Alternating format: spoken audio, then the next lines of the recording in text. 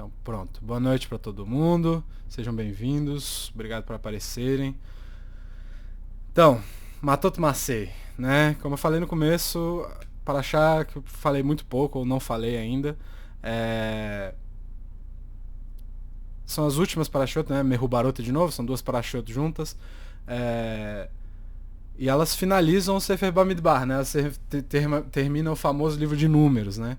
E na semana passada a gente falou de Pinchas, né? E a gente teve a continuação de uma história dramática, né? Que começou em Balak, né? E essa semana a gente vai tentar seguir com o nosso jeito de pensar que a gente usou nas outras, tá? A gente vai tentar seguir um pouco a mesma lógica de pensamento, né? Quem não assistiu não tem problema, a gente simplesmente vai seguir a lógica de pensamento, a lógica de raciocínio, né? Essas Parashot, elas são um pouquinho estranhas porque elas são mais legalistas, né? Elas são diferentes nesse sentido, né? E isso acaba gerando uma pergunta, né?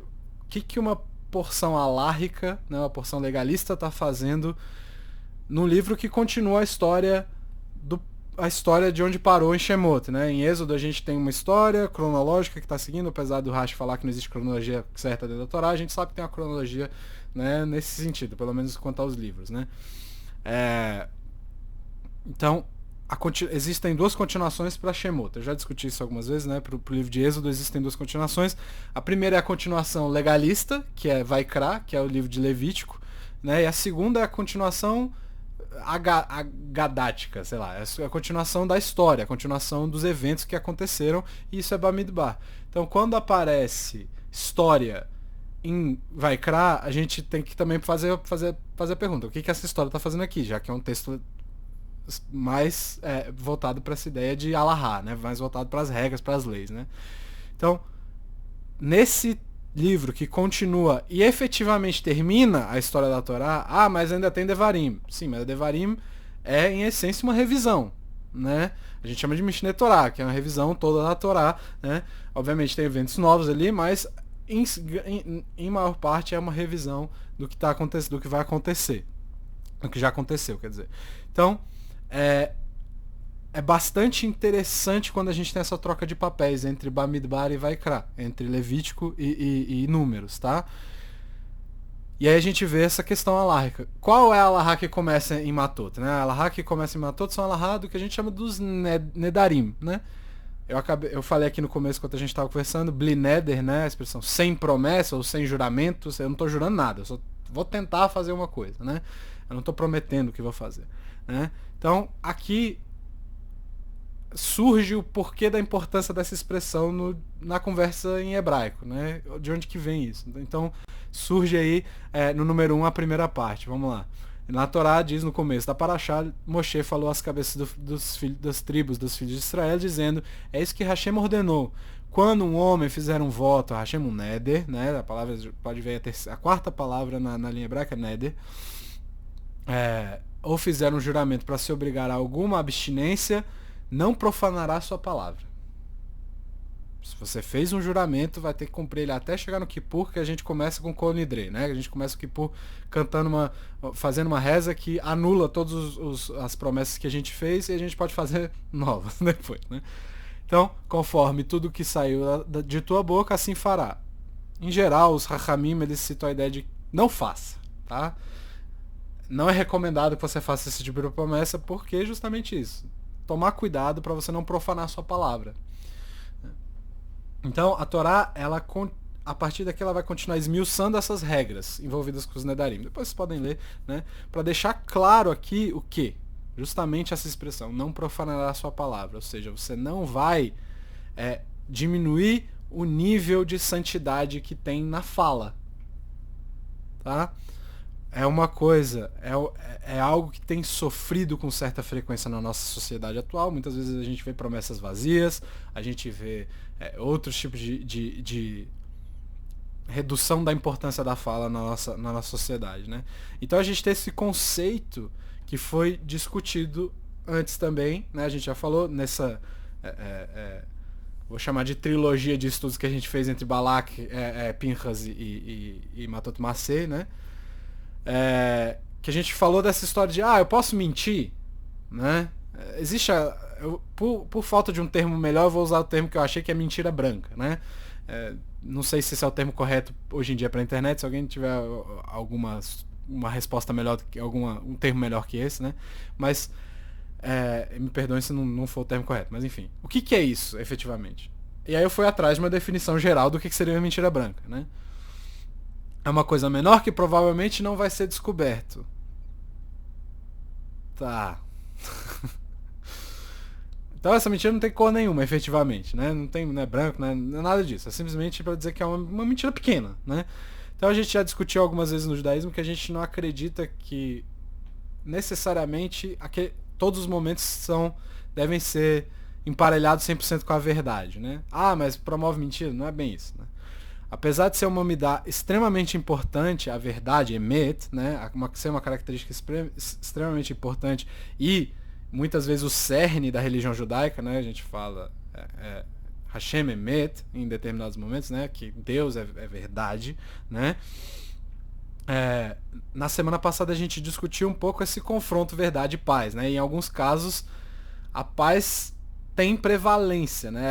Ela tem precedência, ela prevalece sobre a verdade. É melhor você cultivar a paz, e se você tiver que sacrificar uma porção da verdade, né? Foi um pouco do que a gente discutiu semana passada, né?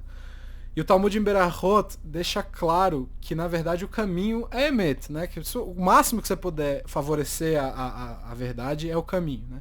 Número 2 é em Berachot, o Talmud diz o seguinte: aprenda a dizer eu não sei, para que você não invente alguma mentira e fique encurralado, ou seja, você não se coloque numa situação complicada. Não se complica, fala que não sabe, melhor falar que não sabe, né?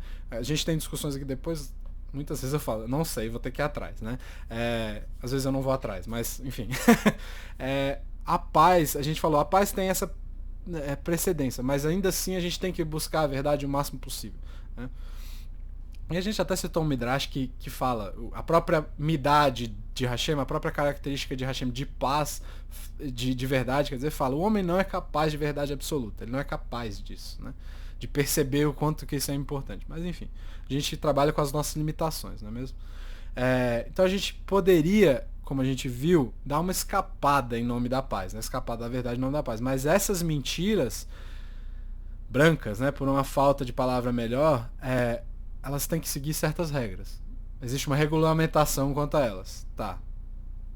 Então a gente gastou tanto tempo, a gente gasta tanto tempo das nossas vidas falando, e essa capacidade de fala, ela tem como quase tudo no judaísmo, que seguir um padrão, né? Que deve ser tratado com muito cuidado, e o Hafetz Haim, ele cita que a gente tem que tomar cuidado com todo tipo de fala, né? Já que ela teria sido responsável, a fala no caso da Shonará, né, a língua ruim, foi responsável pela destruição do segundo templo, né? Além de estar prevenindo hoje em dia a reconstrução do templo, ou seja, a vinda do terceiro, né? Então, a gente tem leis sérias quanto ao cuidado para que a gente não destrua a vida de ninguém a partir da fala. A gente não sabe o que vai acontecer quando a gente falar. Quando a gente falou, a gente soltou uma coisa no mundo e é isso. A gente não tem mais controle, né? Então, tomar muito cuidado com o Lashon Hara, né? Várias pessoas que não estão muito ligadas com o judaísmo, inclusive, acabam ficando impressionadas ao ouvir sobre esses cuidados. Eu já discuti com algumas pessoas que não necessariamente têm ligação, eu fico meio impressionado como pra gente é importante isso, né?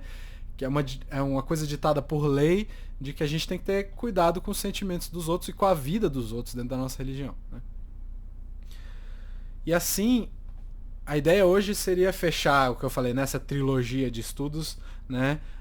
Que a gente começou com Balak, passou por Pinhas e a gente vai fechar agora com Matot Masei, e discutir um pouco a capacidade da fala.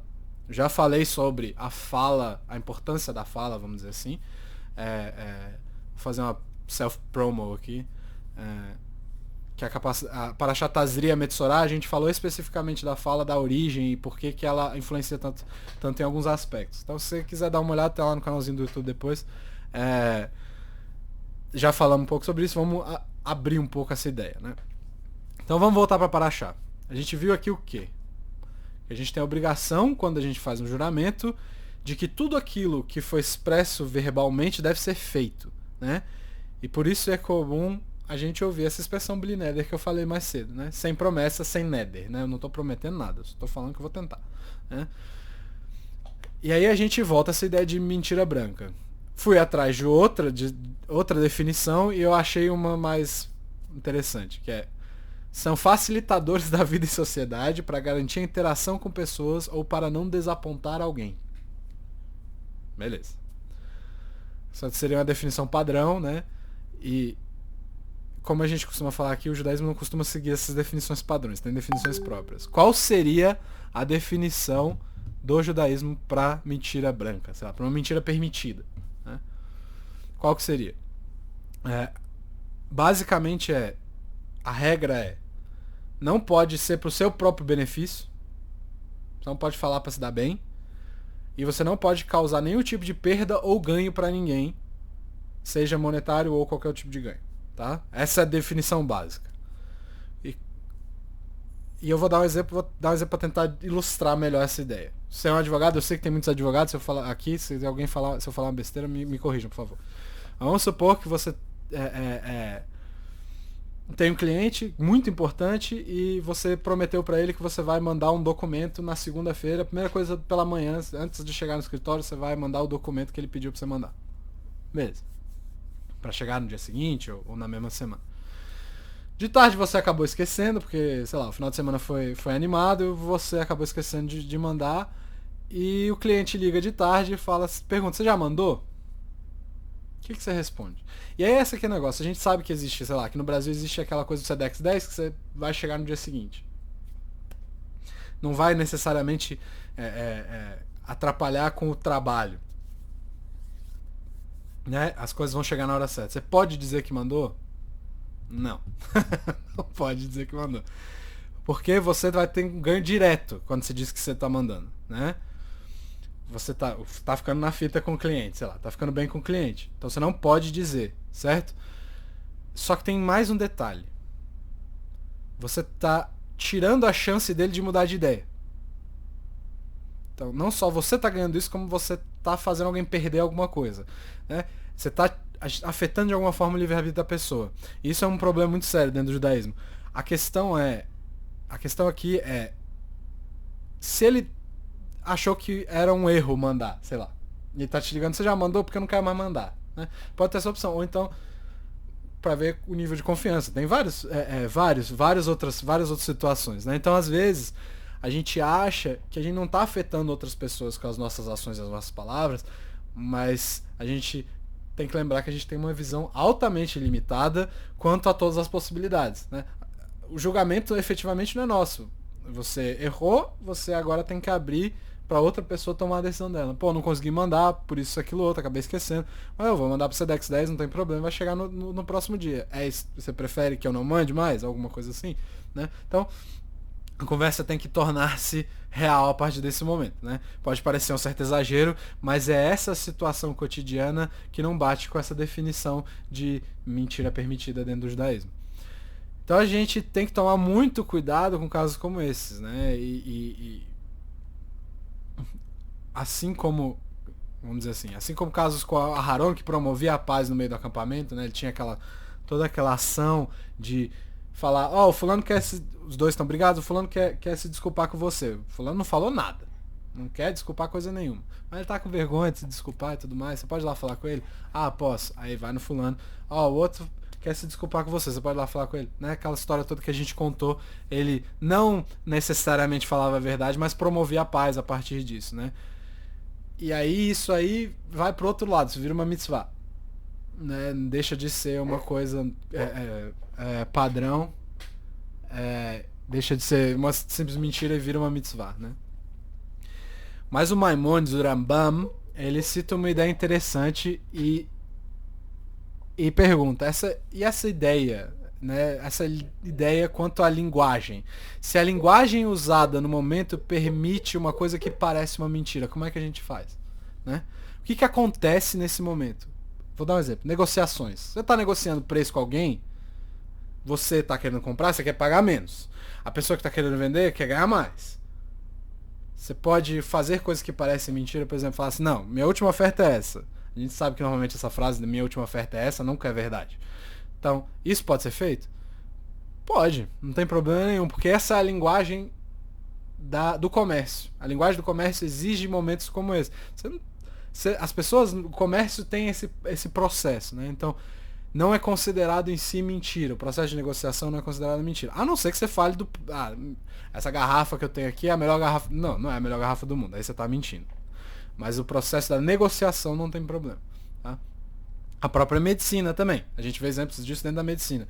A gente sabe que em determinados momentos, entregar todas as informações na mão do paciente não necessariamente é uma coisa positiva para o paciente. Então, às vezes, você é obrigado a reter certas informações naquele momento ou contar para uma pessoa que está responsável para que ela lide com aquilo. Né? Então, assim, tem que tomar cuidado com certas decisões em certos momentos. Né? Não é necessariamente um exagero, é um cuidado. Certo? Então a Torá, ela dá concessões necessárias para que a gente conduza nossas vidas sempre tentando buscar a honestidade e a verdade. E no fim, são poucos os casos nos quais a gente deve viver fora do que diz o Talmud, né? E aprender a viver fora da verdade, né? São poucos os casos nos quais isso é permitido e um benefício, não digo que você vai ganhar alguma coisa, mas é possível, né, na verdade. Então, outro ponto importante da fala. A expressão eu juro, que no fim das contas é o assunto da Paraxá, né? Todo mundo aqui já deve ter ouvido alguém falando assim, a gente tá no meio da discussão, aí a pessoa tá ferrenha lá na discussão dela, em determinado momento ela fala assim, não, eu juro por Deus. Aí você fica assim, não, mas essa discussão, né, eu juro pela minha vida, ou eu juro pela vida da minha mãe, né, coisas absurdas como essa, né, acabam criando coisas meio estranhas, porque são discussões que às vezes não são nem um pouco importantes e essas expressões são usadas casualmente. E é isso que a Torá está falando, não fale essas coisas casualmente. Tá? Jurar na verdade é você estar se colocando na reta, você está se colocando quem você é em questão, né? A confiança que os outros têm em você, o valor da tua palavra. Então a gente está usando coisas importantíssimas nas nossas vidas para tentar aumentar a importância ou a validade daquilo que a gente está dizendo, né?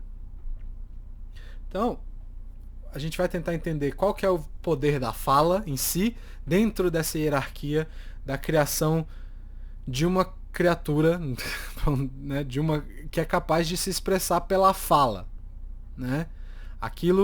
Expressar aquilo que tem exatamente na sua mente de uma forma coesa e uma forma clara, que é o ser humano. Né? E isso transcende qualquer outra coisa física, vamos dizer assim, dentro do mundo.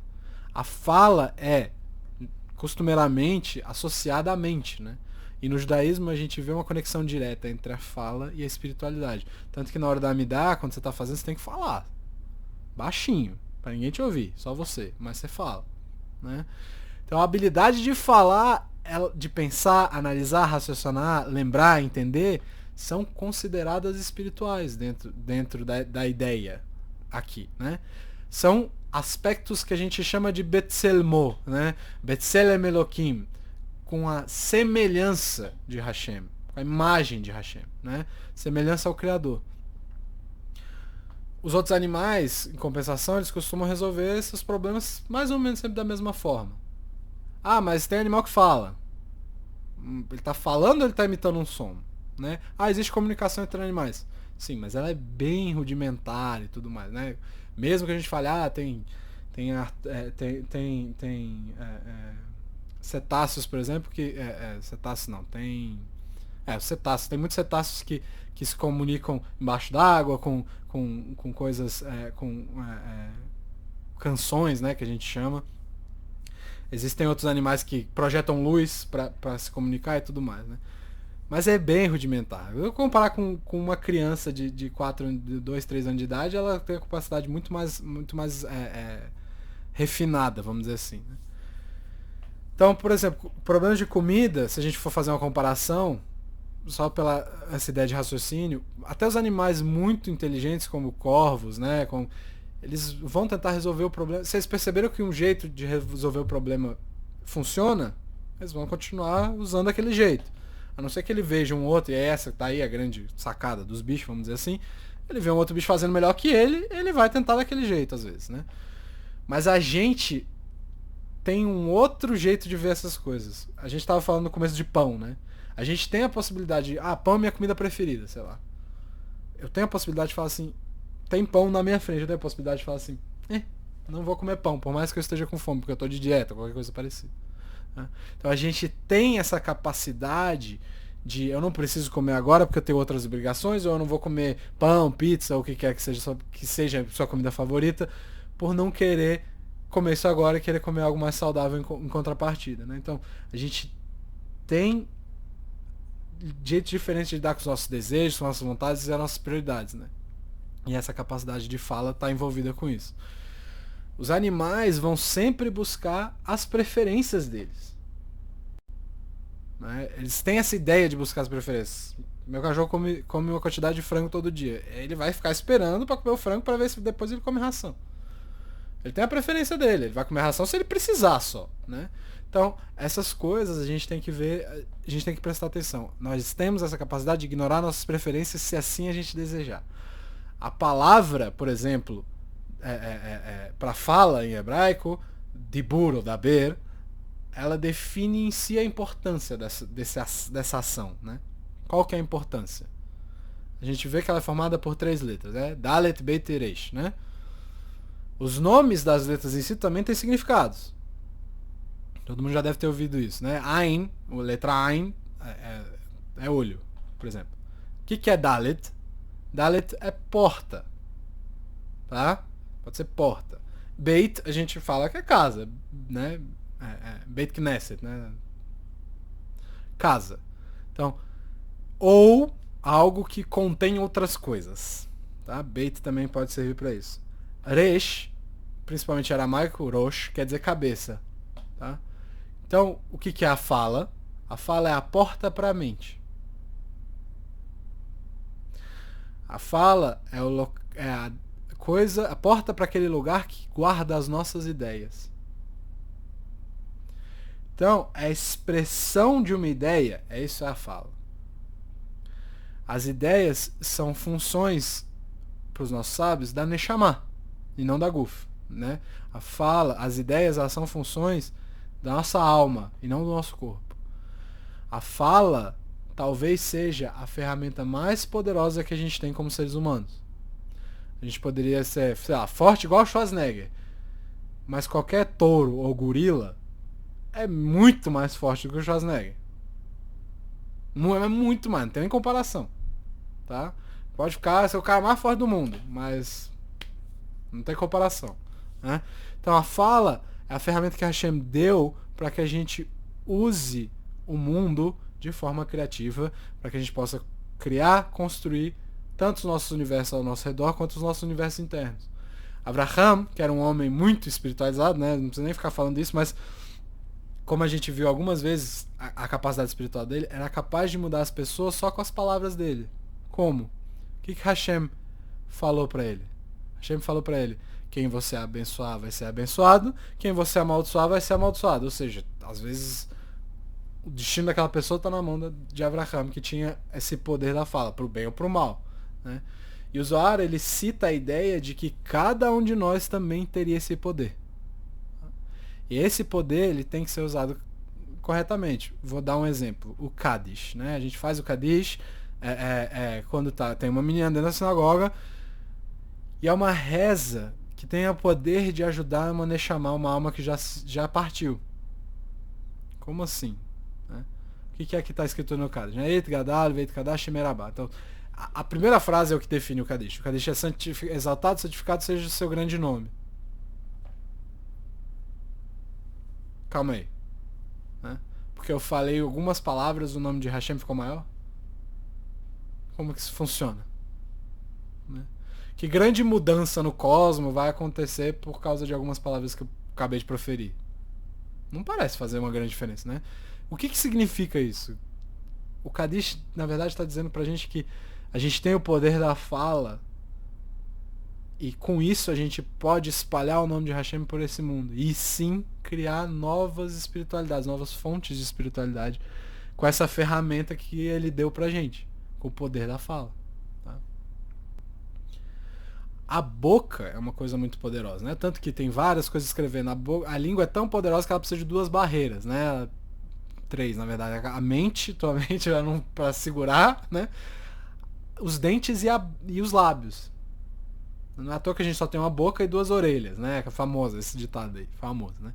Então, o problema do poder disso é que, assim como a gente falou da corrupção da bondade, em determinados momentos, existe um problema com a fala também, que é um lado negativo, que é o Lachonará, que é a fofoca, a falar mal do outro, etc. Não só falar mal do outro. Mas eu não vou discutir as leis aqui hoje, não. O Talmud fala que quando a gente julga alguém, o Hashem acaba julgando a gente também. O que acontece aí? No Rosh Hashanah, número 4. Rosh Hashanah 16b diz assim, Rav Avin diz, aquele que julga negativamente o outro é punido primeiro. Isso faz com que suas próprias ações sejam examinadas e comparadas às ações do outro. Você ficar falando do outro, fulano fez isso, fez aquilo, a gente vai falar assim, então, peraí, fulano fez isso, fez aquilo, você fez o que então? Tá? Muito cuidado. Isso acontece independentemente da época do ano. A gente fala, não, a gente tem os Yamin Noraim, né, os dias temíveis que a gente tá julgando a gente. Não, na hora que você julga alguém, o livro tá lá, ó, só abre e vira a página. Vamos ver o que aconteceu aqui de verdade, né? Não que a gente faça isso na verdade, né? Só uma forma pra gente entender, né? Então, é o jeito, né? Esse conceito é muito poderoso, porque é o jeito que Hashem usa para nos dizer, você quer que eu julgue o outro? Vamos ver então o que você tá fazendo. Por outro lado, a gente tem uma coisa boa também. O que acontece quando a gente faz algo bom? No caso, a gente reza, né? Fala aqui nessa coisa usada para reza. Quando a gente reza pro bem de uma outra pessoa, o que acontece? Número 5. Sabes ensinar, aquele que julga o outro positivamente é julgado da mesma forma pelos céus. Então, se em vez de a gente achar que o outro está fazendo uma coisa ruim, a gente fala assim, talvez ele esteja fazendo uma coisa boa, você também vai ser julgado positivamente. Eu não sei o que está acontecendo para a pessoa estar fazendo tal coisa. Eu não faço ideia do que ela esteja fazendo. Então, a gente tem que tomar muito cuidado com isso. E o Rashi explica uma coisa muito interessante a partir desse verso em Shemot 34:7, que é o verso diz o seguinte: que guarda a benignidade por 2000 gerações, que perdoa a iniquidade, rebelião e pecado, e não livra o culpado que não faz penitência, cobra a iniquidade dos pais nos filhos e nos filhos dos filhos, sobre terceiras e quartas gerações. O Rashi fala uma coisa brilhante a partir disso aqui. Até a quarta geração, o que isso quer dizer? A partir disso é possível a gente perceber que ações para o bem têm pelo menos uma medida 500 vezes maior do que ações para o mal. Porque 2000 dividido por 4 é 500. Tá? Então, porque você faz bem, você ganha benignidade por 2000 gerações. Você faz o mal, você só ganha por 4. O mal, né? No caso, você ganha a cobrança da iniquidade por 4 gerações. Então, julgar os outros favoravelmente é uma coisa muito difícil de fazer, né? Não tô dizendo, é fácil, é moleza. Não. Não é. Principalmente se você tá competindo de alguma forma com aquela pessoa, né? Tem um poder muito maior do que o poder destrutivo do Lashon Hará, da fala ruim sobre aquela mesma pessoa. Então, desejar o bem dos outros é sim uma fonte de poder. Que o Rashi, inclusive, dá um número, né? Da comparação aqui. Qual que é o número, né? É 500 vezes maior do que desejar o mal do outro. E esse foi o poder que o povo carregava antes de receber a Torá. Quando eles recebem a Torá por mérito, né? Eles saíram do 49º, essa tradição que a gente fala, 49º nível de impureza, e saem desse nível, que é o nível fatal, vamos dizer assim, né? O 50º acabou, não tem mais conversa, e sobem essa escada toda de impureza para chegar à pureza. Então eles chegam no Sinai como uma pessoa só, praticamente, de tantas coisas boas que eles fizeram nesse processo. Apesar de ter, né, não ser 100% bom, né? Mas enfim, ninguém é 100% perfeito. Então, não tem nada impossível pro povo quando a gente está unido. É isso que isso quer dizer. E tudo pode ser destruído quando a gente está tentando fazer mal aos outros. Até a presença divina, até a Shekhinah se retira do mundo quando a gente faz isso. Eu sempre falo isso aqui. Israel, quando tinha um rei idólatra, não perdia guerras porque o povo era unido. né? Quando a gente usa essa ferramenta poderosa que deveria ser usada para o bem, né? E quando a gente usa ela para o mal, o poder destrutivo é absurdo. E é isso que o Hafetz Haim tenta explicar pra gente durante o Shimrat HaLashon, durante o livro dele sobre Lashon Hara, né? Cuida da tua fala, cara. É isso que ele tenta dizer. Cuida da tua fala, porque é um poder e tanto, né? E aí ele diz que as rezas e pedidos daqueles que seguem esse caminho do Lashon Hara não são atendidas. E aí ele fala uma coisa mais interessante ainda. Ele pergunta, isso é uma punição? Não. Aí ele diz, como que não é uma punição? Você está fazendo uma coisa errada, você está recebendo uma punição. E ele explica, não, isso aqui é simples. De novo, a fala é uma ferramenta. Como é que a boca funciona? Né? Ela tem o poder de mudar a criação. Quando a gente fala amém, em conjunto, por exemplo, para uma brahá, que nem quando a gente faz aqui no começo, a própria bênção fica mais poderosa. E como que as nossas rezas e pedidos são atendidos nesse caso, né? Porque a fala tem esse poder espiritual, ela é essa ferramenta espiritual. E como qualquer outra ferramenta, quanto mais precisa e sensível é a ferramenta, se ela for mal utilizada, ela vai perder a função. Né? Você estraga a ferramenta. Uma faca cega, que antes cortava tranquilo, não vai conseguir cortar do mesmo jeito. Você pegar a faca, em vez de usar ela para cortar seu tomate, você usar ela na madeira, ela não vai cortar o tomate do mesmo jeito. Não serve para cortar madeira. Tem coisas específicas para cortar madeira. Não é a faca de cozinha que você vai usar. Né? O Hafetz Haim, ele diz que isso também serve para a fala. Ela foi feita para servir como esse instrumento espiritual. Quando usada corretamente, ela cria possibilidades infinitas. Pedidos são aceitos, bênçãos são efetivamente, são altamente efetivas, mas para isso ela não pode ter sido mal usada antes. A faca não pode estar cega. Tá? E para destruir, como é que a gente cega? Usando ela para destruir e falar mal de outras pessoas. E não é... Então, o que o Hafetz Haim tá falando é bem claro, não é punição. Simplesmente você desvirtuou aquele instrumento. Né? A faca tá cega. E o Hafetz Haim, ele diz que a gente tem que se afastar dos maus usos da boca, porque só assim você consegue manter a faca afiada, manter a função exata daquilo. Outra coisa, o uso exagerado do que os rabinos mais modernos hoje chamam de profanação da fala, né? O uso de palavras inadequadas, né? É uma coisa que está ficando cada vez mais comum. Né? Antes era só em certas situações sociais, né? Principalmente de jovens, né? Falar palavrão, essas coisas, mas hoje a gente vê às vezes até em jornal e notícia. Então isso está ficando comum. São coisas que, segundo alguns sábios, são capazes de ancorar a gente no mundo físico, de prender a gente nesse mundo. Né? Porque uma coisa absolutamente bonita, que é o que a gente chama de ahavá, amor, é arrastada para esse nível animal. Né? Uma coisa uma coisa que não é exatamente aquilo. Né? As nossas funções corporais também, por exemplo, né? A homeostase, que é rebaixada para o nível físico e animal, né? É normal porque, sei lá, por que isso virou normal, né? Não tem por que eu ser grato pelo meu corpo funcionar, acaba sendo isso que você está fazendo, né? Isso segundo sábios. Então, e assim, eu vejo hoje, né, principalmente depois desses acontecimentos todos, talvez isso esteja mudando aos poucos, né? A gente está começando a perceber que nossas funções corporais são muito importantes, principalmente respirar, né? Então, talvez isso comece a mudar. Né? O desafio do homem não é não é se rebaixar, não é fazer parte total do mundo, vamos dizer assim. É a Kedushá, é a santidade. E o que é santidade?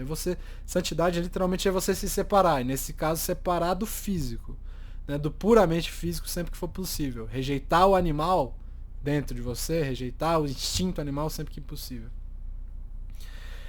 E falar dessa forma liga a gente a esse animal, né? No lugar de separar a gente do animal, tá ligando a gente a esse animal. Mesmo que a gente faça coisas boas, isso rebaixa assim a gente espiritualmente. E a profanação da fala tem o efeito de reduzir esse nosso potencial espiritual, segundo os nossos sábios, tá? Mas todo mundo fala. Então eu vou falar também, né? Não é isso que a gente pensa. Então, E eu digo assim, sempre é fácil elevar nesse nível espiritual. Porque é só a gente deixar de falar. Deixa os outros falarem. Nesse caso é fácil elevar o nível espiritual. É só você não falar. Né? Eu tenho um exemplo, eu costumo dar os meus exemplos. Eu tinha muito medo quando eu era criança de falar palavrão na frente do meu pai. Que eu nunca tinha ouvido. Eu fui ouvir meu pai falando alguma coisa muito depois. Assim. É muito raro ele usar uma palavra de baixo calão, vamos dizer assim. Eu tinha muito medo de usar palavras desse tipo na frente do meu pai. Então, assim, eu segurava o máximo. Por mais que eu tivesse adolescente lá no auge, né, desse tipo de expressão, eu tinha essa habilidade. Eu percebo quando tá saindo do controle. Então, graças a essa situação, eu consigo reduzir às vezes, né? E é um exemplo que é interessante, né? As pessoas notam quando alguém fala diferente nesse sentido. Se tá todo mundo falando pra mim, chega uma pessoa e não fala de jeito nenhum, chama atenção, né? E é isso que acontecia comigo com meu pai. Todo mundo falava, mas meu pai não falava. E aí, como é que funciona? A gente acaba se acostumando a não fazer isso perto de pessoas que também não fazem. Então, até nisso a gente pode fazer a diferença. E faltam palavras pra mim, no caso, e esse é um problema meu, pra explicar o quanto que é importante a gente cuidar disso, né? E tem até um Midrash que explica uma coisa muito interessante da fala, que a partir de um verso em Amós, depois se vocês quiserem dar uma olhada, 4:13, que Hashem quando cria uma pessoa, decreta o número de palavras que ela vai poder falar durante a vida. E aí o Imre Shammai explica que a expectativa de vida pode variar de acordo com o seu uso das suas palavras. Quanto mais você fala, menor fica a sua expectativa de vida, mais ou menos. E o melhor de tudo é que palavras da Torá não contam, não diminuem o número, tá? Então a gente pode discutir Torá o quanto puder e viver o máximo da vida que a gente puder. Não quer dizer que surdos vivem para sempre, mudos, no caso, vivem para sempre não, tá? Não tem nada a ver, mas essa é a discussão para um outro momento. Então eu recomendo para todo mundo para estudar o Shemirat HaLashon, essas leis que ajudam a gente a cuidar um pouco mais da nossa fala. Porque a gente sabe, aí a gente fica sabendo um pouco melhor o que pode ser dito e o que não pode. Né? Se você tiver alguém para perguntar, fica mais fácil. Né? O negócio é que isso exige um estudo constante. 5 minutinhos todo dia, mas tem que ser todos os dias. Né? A gente tem que tentar se tornar expert nesse assunto. É uma coisa interessante. Né? Porque quando a gente para de estudar, a gente acaba esquecendo e a gente tá lidando com uma coisa muito perigosa. Né? Que precisa ser controlada e para controlar a gente precisa fazer, a gente precisa estudar, a gente precisa saber como controlar. E o Hafetz Haim inclusive compara isso com o Shabat. Ele diz que é praticamente impossível você guardar o Shabat de forma apropriada sem saber todas as leis que você precisa. E quem já tentou sabe que são muitas coisas pra gente saber, né? E ele diz que não é possível a gente se afastar do Lashon Hara completamente sem um esforço semelhante, e que ele diz que até maior às vezes em determinados momentos, porque a gente fala muito mais do que a gente cumpre o Shabbat. Mas mesmo que você não seja ligado à espiritualidade, sei lá, esse negócio aí de rebaixar, não tem nada a ver comigo. Mesmo que você não seja tão ligado à espiritualidade, a beleza moral que tem no controle do Lashon Hara é uma coisa impressionante.